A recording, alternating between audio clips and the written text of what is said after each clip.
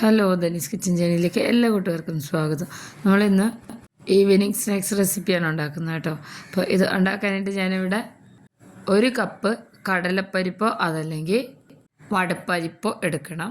പിന്നെ അതിനോടൊപ്പം തന്നെ ഞാനിവിടെ ഒരു 1/4 കപ്പോളം മൈസൂർ പരിപ്പാണ്. ഒരു ഓറഞ്ച് കളറിൽ കിട്ടില്ലേ, അതാണ്. കൈ കൊണ്ട് അളന്നെടുക്കുകയാണെങ്കിൽ ഒരു 2 പിടി നിറയെ ഉണ്ടാവും കേട്ടോ.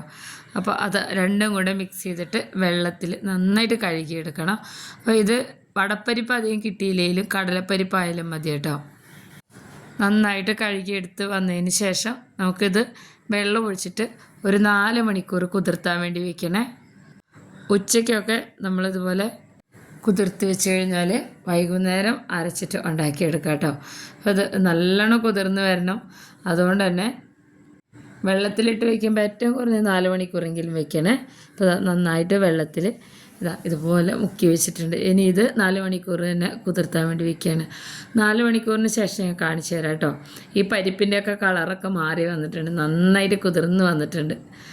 ഓറഞ്ച് പരിപ്പാന്നൊന്നും കണ്ടാൽ തോന്നില്ല കേട്ടോ. നമ്മൾ സാധാരണ പരിപ്പോടെ ഉണ്ടാക്കുമ്പോൾ നമ്മൾ ചേർക്കുന്നത് എന്തൊക്കെയാണ്, അപ്പോൾ അതിൽ നിന്ന് വളരെ വ്യത്യസ്തമായിട്ടാണ് കേട്ടോ. ഈ പരിപ്പിന് ഒരു പ്രത്യേക ടേസ്റ്റാണ്, ഈ ഓറഞ്ച് കളർ മൈസൂർ പരിപ്പിന്. അപ്പോൾ ഇതിൻ്റെ വെള്ളം ഉണ്ടല്ലോ ഞാൻ വേറൊരു പാത്രത്തിലേക്ക് മാറ്റുന്നത് എന്താണെന്ന് വെച്ചാൽ, ഇത് നമ്മൾ ചെടിക്കോ അല്ലെങ്കിൽ പച്ചക്കറികൾക്കോ ഒക്കെ ഒഴിച്ചു കൊടുക്കാൻ നല്ലതാണ് കേട്ടോ. അതുകൊണ്ടാണ്. ഇനി ഇതിവിടെ ഇരിക്കട്ടെ. ഇനി ഞാൻ മിക്സിയുടെ ജാറിലേക്ക് 1 സവാള ഇതുപോലെ ഒന്ന് അരിഞ്ഞെടുത്തത്, ഒരു 2 തണ്ട് കറിവേപ്പില, ചെറിയ കഷ്ണം ഇഞ്ചി, പിന്നെ മുളക് ഞാൻ ചേർത്ത് കൊടുക്കുന്നത് കാന്താരി മുളകാണ് കേട്ടോ. ഇതൊരു 10-25 എണ്ണം ചേർത്ത് കൊടുക്കുന്നുണ്ട്. അതല്ലെങ്കിൽ സാധാ മുളക് ഒരു 4 എണ്ണം. 1 സ്പൂൺ പെരുംജീരകം ചേർത്ത് കൊടുത്തു. ഒരു പട്ട ഇതുപോലെ ഒന്ന് ചതച്ചെടുത്ത് ചേർത്ത് കൊടുത്തിട്ടുണ്ട്. 1/2 സ്പൂണോളം മഞ്ഞൾപ്പൊടി, 1/2 സ്പൂണോളം ഉപ്പ്. ഇനി ഇതിലേക്ക് ചേർത്ത് കൊടുക്കുന്നത് നമ്മൾ എടുത്ത് മാറ്റി വെച്ചിട്ടുള്ള പരിപ്പാണ് കേട്ടോ. അപ്പോൾ പരിപ്പ് കുറേശ്ശെ ചേർത്ത് കൊടുത്താൽ മതി. ഇത് നമ്മൾ ഒട്ടും തന്നെ വെള്ളം ചേർക്കാതെ ഇങ്ങനെ പൊടിച്ചെടുക്കാൻ വേണ്ടിയിട്ടാണ്. അപ്പോൾ ഒത്തിരി നിറച്ച് കഴിഞ്ഞാൽ വിചാരിച്ച പോലെ ആയി വരില്ല. അപ്പോൾ നന്നായിട്ടൊന്ന് ഒതുക്കിയെടുത്തിട്ടുണ്ട് കേട്ടോ. അത്യാവശ്യം നന്നായിട്ട് ഈ ഒരു രീതിയിലായി വരണേ. ഇനി നമ്മളിതൊരു പാത്രത്തിലേക്ക് മാറ്റുകയാണ്. അടുത്ത സ്റ്റെപ്പും കൂടെ ഇതുപോലെ തന്നെ പൊടിച്ചെടുക്കണം. വെള്ളം ഒട്ടും ചേർക്കരുത് കേട്ടോ, എന്നാലാണ് ആ തരിതരിപ്പിൽ നമുക്ക് കിട്ടുള്ളൂ. അരയാത്തതൊക്കെ ഉണ്ടെങ്കിലും കുഴപ്പമൊന്നുമില്ല. അരയാത്തതുണ്ടെങ്കിൽ കാണാൻ നല്ല ഭംഗിയാണെന്ന് മാത്രമേ ഉള്ളൂ. ബാക്കിയുള്ളതും കൂടെ ഈ ഒരു രീതിയിൽ പൊടിച്ചെടുക്കണം. കുറച്ച് വെള്ളമൊക്കെ അതിലുണ്ടെങ്കിൽ കുഴപ്പമൊന്നുമില്ല കേട്ടോ. ഒത്തിരി വെള്ളമായി പോകരുത്. നമ്മളതിൽ വേറൊരു സാധനം കൂടെ ചേർത്ത് കൊടുക്കുന്നുണ്ട്. ഇനി ഇതും കൂടെ ഇതുപോലെ ഒന്ന് ഒതുക്കിയെടുത്തിട്ടുണ്ട് കേട്ടോ. അതും ഇതിലേക്ക് മാറ്റാം. ഈ ഒരു രീതിയിൽ ഉണ്ടാക്കി കഴിഞ്ഞാൽ ഒരു അസാധ്യ ടേസ്റ്റാണ് കേട്ടോ. അത് കുട്ടികളൊക്കെ സ്കൂളിൽ നിന്ന് വരുന്നതിൻ്റെ മുന്നേ തന്നെ ഇങ്ങനെ ഉണ്ടാക്കി വെച്ചിട്ട് വന്ന സമയത്ത് ഉണ്ടാക്കിയെടുക്കുക.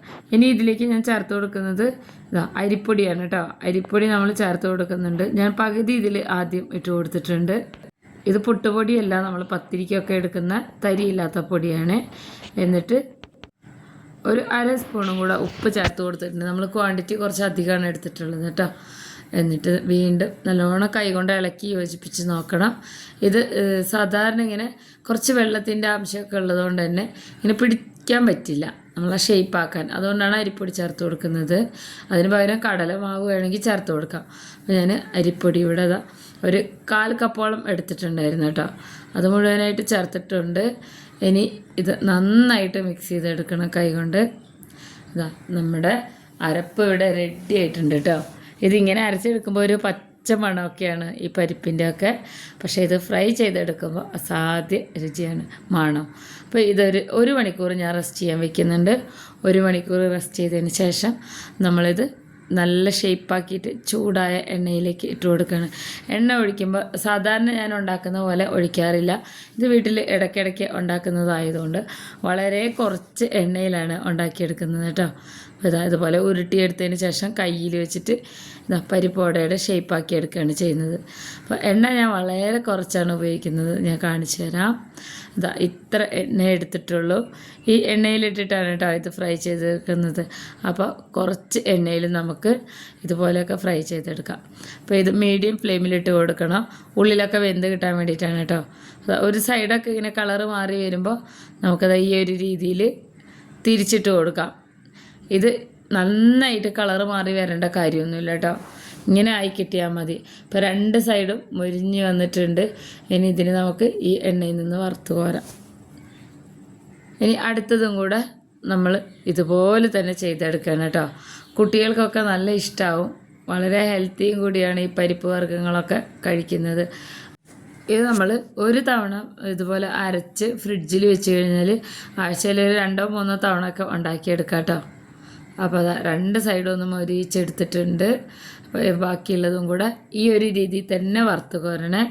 അപ്പോൾ എണ്ണ ചൂടായതിന് ശേഷം ലോ ഫ്ലെയിമിൽ ഇട്ട് കൊടുക്കുകയാണെന്നുണ്ടെങ്കിൽ ഉള്ളിലൊക്കെ നന്നായിട്ട് വെന്ത് കിട്ടും കേട്ടോ. വളരെ രുചികരമായിട്ടുള്ള വെറൈറ്റി പരിപ്പുവട ഇവിടെ റെഡി ആയിട്ടുണ്ട്. കാന്താരി മുളകൊക്കെ ചേർത്തിട്ടുള്ള. അപ്പോൾ എല്ലാവരും ഉണ്ടാക്കി നോക്കണം. വളരെ ഈസിയാണ്. വീഡിയോ ഇഷ്ടപ്പെട്ട ചാനലൊന്ന് സബ്സ്ക്രൈബ് ചെയ്ത് വെക്കണേ.